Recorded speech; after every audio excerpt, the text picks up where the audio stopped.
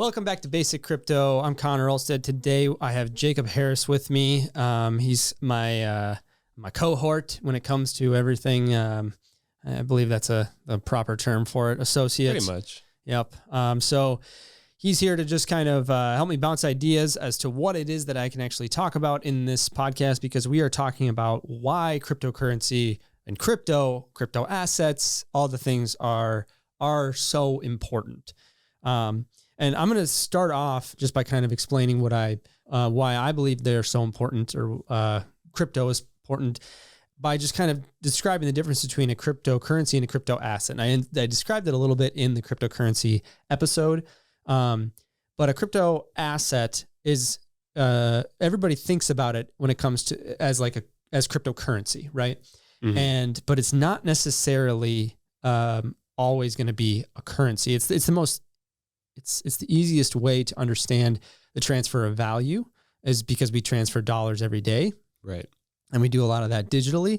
But I think that in understanding that things can be digital assets like NFTs, and I'm not talking about the NFT art. I'm talking about like if you created a piece of music and you wanted that digitally to go to the world, that kind of a thing. Like it's a digital asset, right?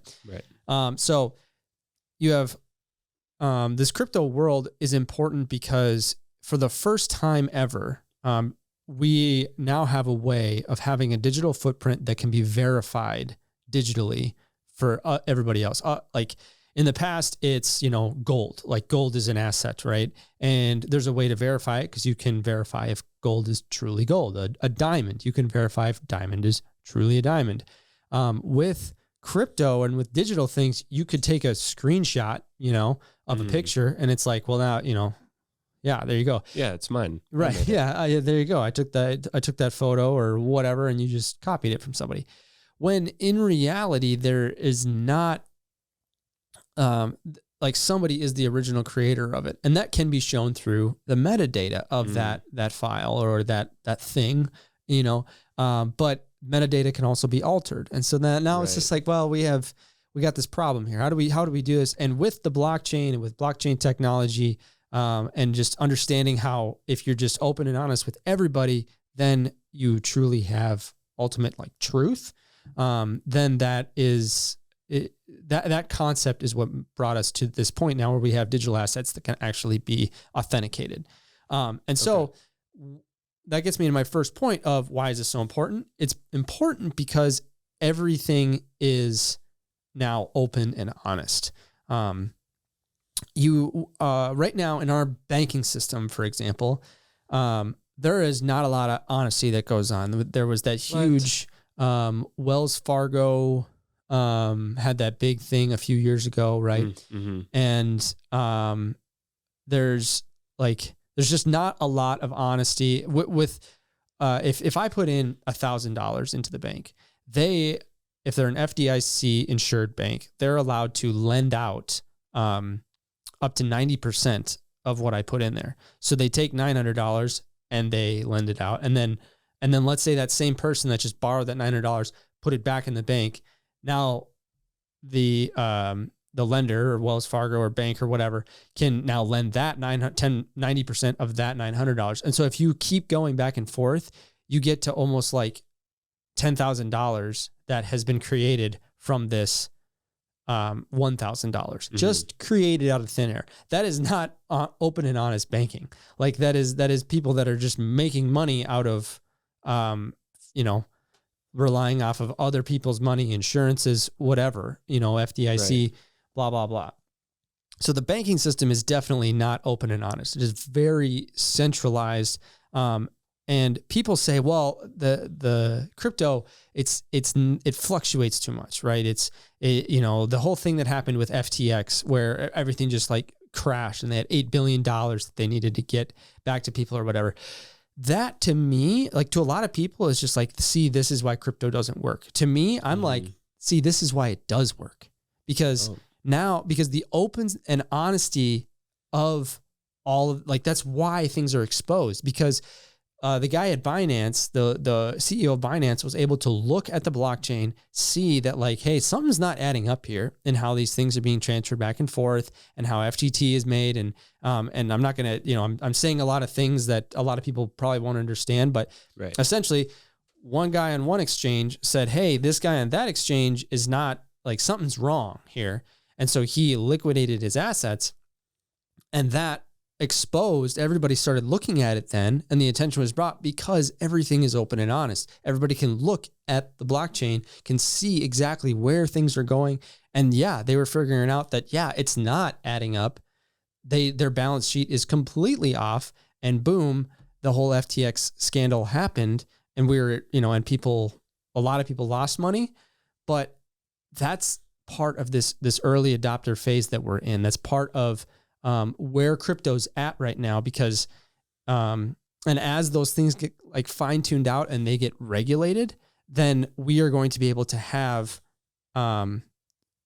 like that banking system that, effect is going to go away, because what FTX inherently did is they tried something the banking system does already, and it didn't work because it doesn't work with crypto. It's too crystal. You can see right through it. Yeah, exactly. We can see exactly what's going on. And then the third point that I kind of want to bring up, or maybe this is a second, I don't really know, is the locked value. Right now, the government can just print money if they want to, right? And especially with the US dollar being the world currency currently. As of right now. Yeah, as of right now. That's just horrible, because they can just continue to print money, and it's just devaluing everybody's money in the world or across the world and cross-border payments.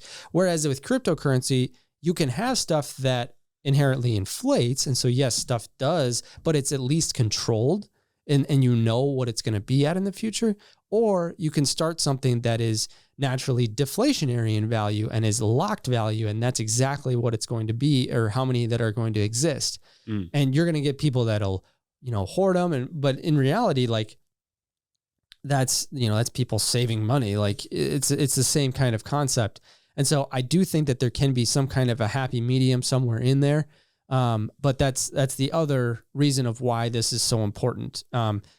Back in the day, I don't know what day, because I wasn't alive when credit cards came out, people were scared of it. They didn't like it. And even now people are like, no, I'm only cash, right? Right. And that's because it's not trackable. It's not like cash is it's a hard thing. It's right there. And, it's in front of you. Right. It's something that you have and that people can't take from you. You are the one that's giving it, right? And unless they come up to you and rob you. But, with digital currency, right, it is technically trackable because you can watch where everything's going on the ledger. However, it's not like fully trackable, because if your wallet is anonymous, if you keep your wallet address anonymous, then nobody knows how much money you have. They just know that wallet RXQ82 has $40,000 in it. They don't know that that's yours or not. And then I guess they could kind of see, if they send you something or whatever, but there are other ways to anonymize that on different blockchains as well, so that people still don't even know where like the original funding came from, right? Routing it through an exchange or something. So yeah, I hope that made sense, but do you have any kind of questions on any of that? Yeah. A question I have, since this is the podcast where, like, why is it important? Yeah. Imagine me, average guy, doesn't know really a thing about cryptocurrency.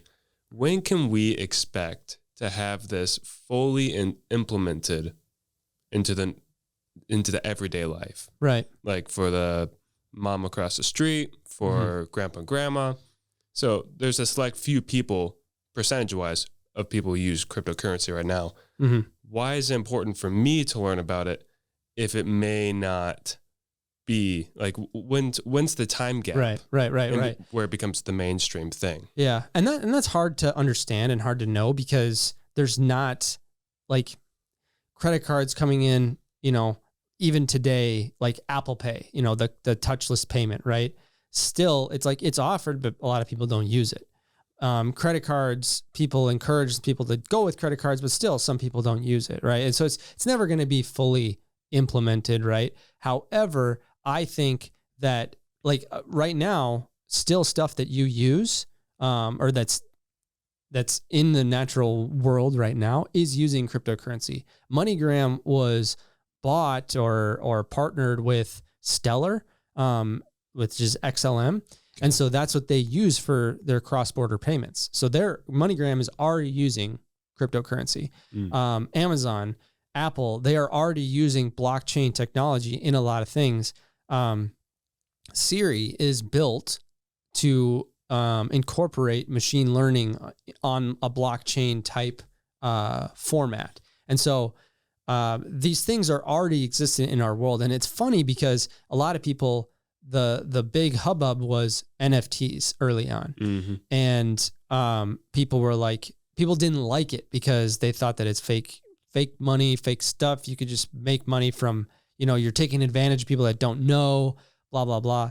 And now there was a creator, I think it was called like the Creator Clash or something like that on YouTube, that they were creating this thing or whatever, and they were selling tickets for, and they used the blockchain technology in their ticket distribution and whatever. Okay. And really what that's doing is it's taking a digital asset, which is your ticket, and it's making sure that it goes to the people that bought it. It's a good thing, right? Right. But people heard blockchain, they didn't like it. They thought immediately cryptocurrency, and they were like, you didn't tell me that there was going to be NFTs on this, right. And they freaked out about it.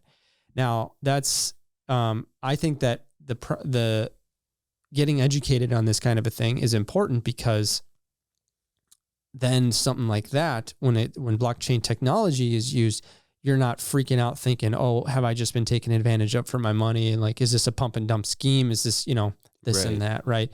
And so really these understandings is kind of like understanding how a manual car works. Okay. Mm-hmm. And so like, you're going to drive eventually in the future, you're probably going to have an automatic car. Mm-hmm. But if you understand how to drive a manual, that one time that you're going to have to understand how it works, you're going to be able to do it and navigate that situation effectively. Right. Rather than if you had no clue and needed to call AAA.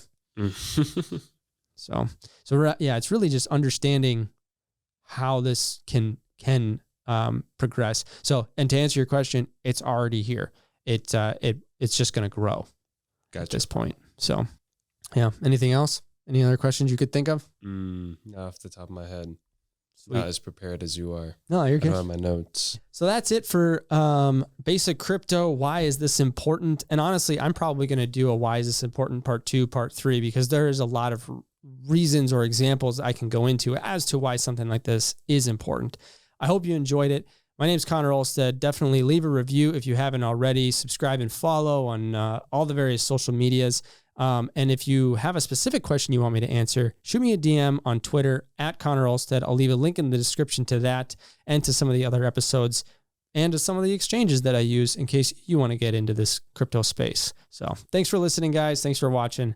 We will see you in the next one.